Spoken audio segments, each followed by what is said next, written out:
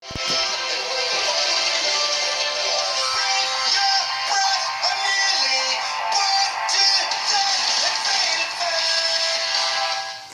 welcome to SOS. You're watching Staff Sergeant Badass and Sippy Cup. Hey, we're here to talk to you about, hey, not everybody's going to be Mr. Bug Out or Mrs. Bug Out. There's got to be a medic. I'm saying, look, you got to have a medic. At least one. Somebody's got to know what the hell they're doing. And if you don't, you better get trained and you better learn something fast. Alright? This is the 511 72-hour rush kit. Alright? I've got two of these. Sippy Cup has one, and hers has the same drinking system as my first one. I did a bug out bag video. And my first bug out bag video I ever did, it just says, I think, just like bug out bag or something like that, or bug out bags. So there's the same drinking system as in this one as in the other one. So if you're familiar with what's the aspects of this bag and what this bag is, then look at that video and you're going to get the same concept of what's actually going on with this bag. But this is, now if you're familiar with corpsmen in the Marine Corps, and the corpsman carries all the stuff for the guys that fall and twist their ankle and yada yada, and you know, you land on rocks and bust your head and whatever, the medics usually trailing the group and catching any bodies who fall out left and right. Well, that's pretty much what this bag consists of. It's sort of that nature and worse. Okay, but anyways, I don't really have anything else about it. This bag also has small amounts of food for herself, but me personally, I carry food for everybody. So that's pretty much my job, is to be the pack mule for myself and for the family. And she's the medic for the family, and she keeps the rest of us going, and that's what her kit's for. Okay. Well, I think I should give a little background on myself. I was EMT for many years, so if anybody's wondering, who are you to give medical advice, or what qualifications do you have? Hey, we have to give the disclaimer. We totally forgot to give the disclaimer in the beginning. Hey, this is not medical advice, okay, people? If you're Joe Smo, the redneck, or if you're Billy and you just walk in the room and you say, well, you guys said it was okay, and you think it's okay to use duct tape for sutures or whatever. So, I'll have a disclaimer at the end of the video. Let's just keep going. So anyways, my bag, I have color coordinated tabs, so I know exactly where things are. And EMT, we had two bags. Blue bags, airway, red bags, trauma. So my blue tabs right here let me know, hey, what's in this compartment?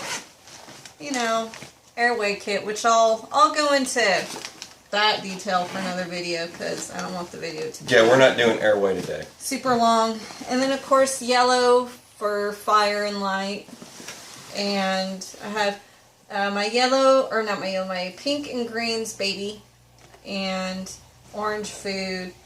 But I mean, it's just a good way to keep organized. And of course, and gray was like that was just blood pressure cuff accessories, yeah, for me. And of course, red on this side's trauma, a lot of gauze and stuff. So we're just gonna go ahead and open up the big one. Let me get the other side. Alright, you got it. It's right here. Okay. So we've already covered mostly trauma in the other video. You want to turn this around and lay it down? And what I thought, just hold that, would be... There you go.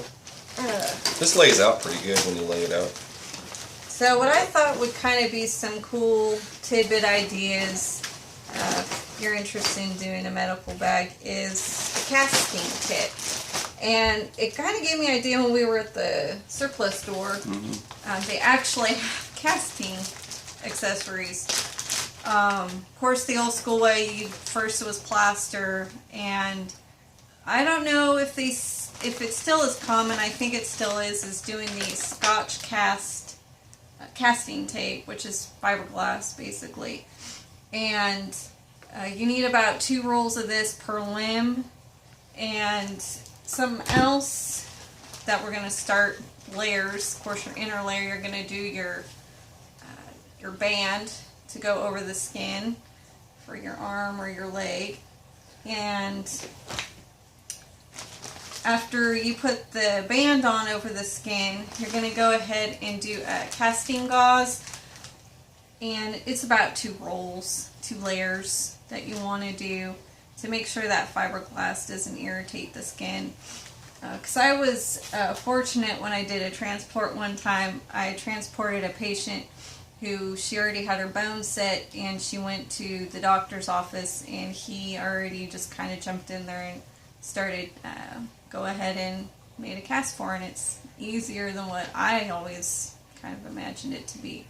So basically all you do is after you get your first 2 layers on the limb, and you want to soak in a hot pail of water, is the casting tape, and it takes 2 rolls of that typically as well, depending on, you know, the age and whatnot. But once you soak that in, not too long, in some pretty decent sized hot water, because it'll give you, well, basically the hotter the water, the faster it's going to set. So you don't want it to leave it in there for too long.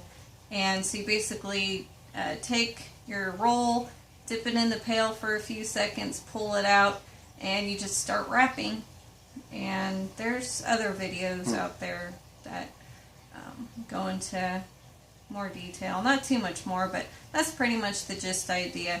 And some people like to cover the cast at the very tip of where the cast begins, as they like to kind of cover it in Coflex to keep stuff from going in there, especially if you're in the woods and there's a lot of debris, leaves, stuff floating everywhere. You want to keep all that stuff from getting inside, so they like to kind of seal it off loosely with some Coflex.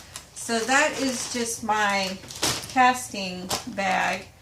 And another bag I have is my suture bag. Now, I got this cool little suture kit also at the Army Surplus store. It's pretty cheap.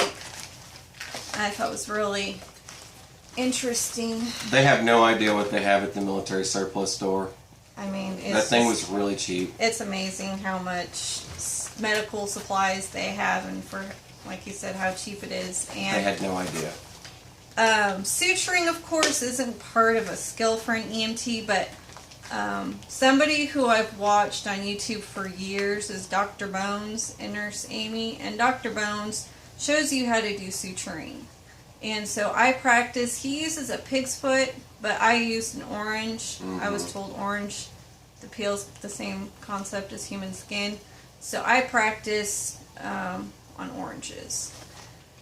And he gives you basically idea what size needles you need. Something kind of like that.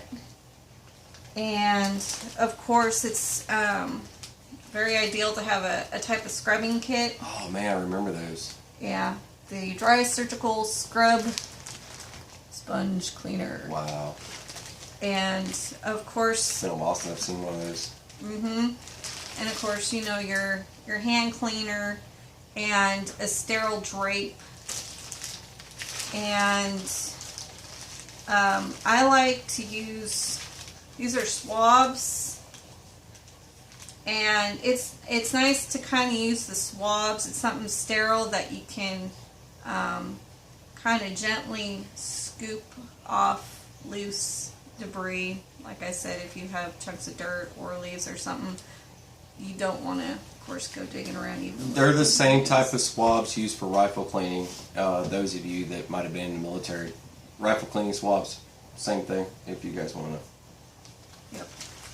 And I mean, that's pretty much it. That he goes over, just sterile drape, got your little suture kit, cleaning solutions, swabs, lots and lots of gauze, and those are all the different types of needles too, huh? Yeah, and You've the got a lot of those. needles come with the thread. Well, Yeah. at least it does in my packages. I don't know for everyone, but it does come with the thread already.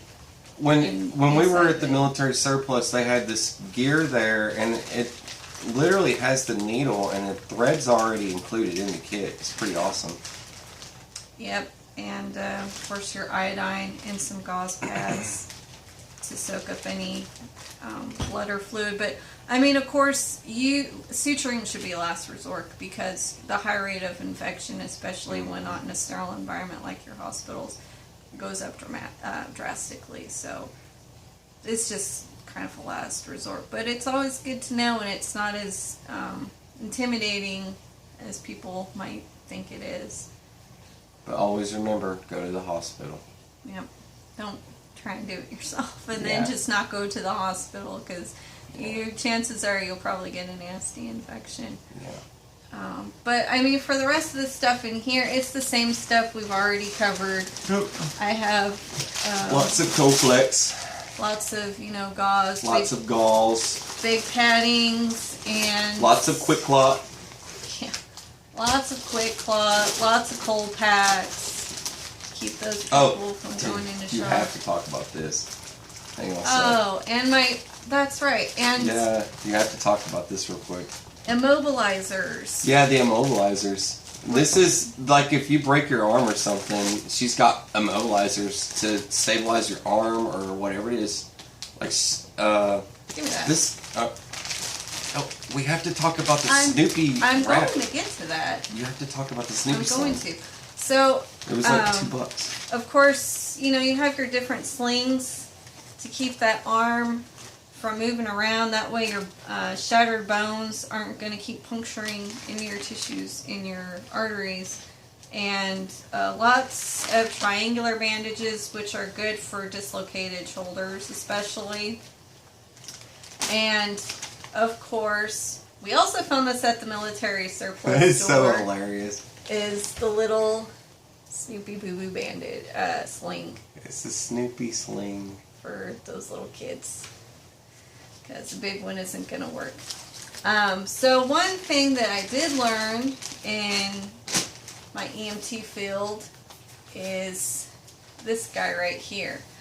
Now this, what you do, I'll just go and open it. Go ahead. You're going to take this, fold it in half, and basically what it does is you fold it into basically, thank you, their arm. You're going I'll play to do it to the wrist, and you take it and you just, well, you're This not going to thing, push down yeah. onto it. But for the most part, you're just going to take your thumbs and make just a little divot. And Oh, well, that's nice and comfy. this is just an extra form to help immobilize. All And right. I mean, you can wrap it or you can put it in a sling. It's cheap, and it's just something to, like I said, help keep things immobilized, and I'll roll that up later. Mm-hmm. But I also carry IV saline bags. Mm-hmm. Because I was a phlebotomist before I did EMT, and of course, I mean, we don't do IVs or anything, but learning how to work with needles. I've had some nurses in the EMT field, when we worked with them, they actually let me set up the IV bags, and I practiced starting them, not on patients, of course, but they showed me how to actually do a IV setup. So, I mean, of course, that's awesome to try and have to know in case someone's dehydrated, and it helps keep them going into shock and stuff. But anyways, yes, that's pretty much my bag. But And she's got this, it's fully set up as a bug out bag, but that's the external pouches, and roughly it weighs about 35 pounds altogether, maybe. I'm guessing on that, and she keeps a firearm with her for this bag. Isn't that one the Walther? it's my Walther. Yeah. It's my 40. So it's the Walther P99. P99. It's Smith & Wesson for most people. It's 40 Smith & Wesson. Yep. Viridian, laser and light. And I like to thank my mother-in-law for that one. Yeah, that was kind of a gift. But yeah, it's super cool. But yeah, her bag is awesome for a medic or something like that. And if you're in that line of work, me, I have no idea. So for me to carry this stuff, it would be kind of like trying to learn Japanese. But for her to carry it, it's perfect because she's behind me or beside me, and if something goes wrong and there's the chance and opportunity, if there's air and opportunity, you take all the air out of the room and there you go. And you've got her and she can dock you up. And that's probably, hey look, things aren't getting any better. You know, things aren't getting any better. And it's something we need to keep in mind. And something bad could happen. Well, and if anybody's kind of wondering if I'm going overkill with my supplies like gauze and wraps, I'll tell you something, you go through that stuff fast. Real I fast. could honestly use at least half of this stuff on one person, on one injury. He always gives me grief about, why do you carry so much crap in there? You don't need that much gauze. I'm like, yeah, you do, because it'll go fast. We were talking about doing this video, and I said, hey, look, you need to go through that trash and square that stuff away because it is a mess. And she pulled it out and convinced me because she explained to me why it's there and why it's all here. And I said, that sounds like a video. So here we are. And that's how this is ending up on the video right now, is because of this whole ordeal between me and her and why your trash isn't squared away. And most of it's lightweight. Yeah. So. Yeah. But yeah, so everyone needs a medic and everyone needs that person, right? Find out who it is in your household, in your family, and if it's not you, then train, go. You can stick with the methods I'm already providing there, but I'm trying to cover every type of bug out bag, and this is the medical bug out bag for you folks. I'm Star Badass. Sippy cup. You're watching SOS. Take it easy.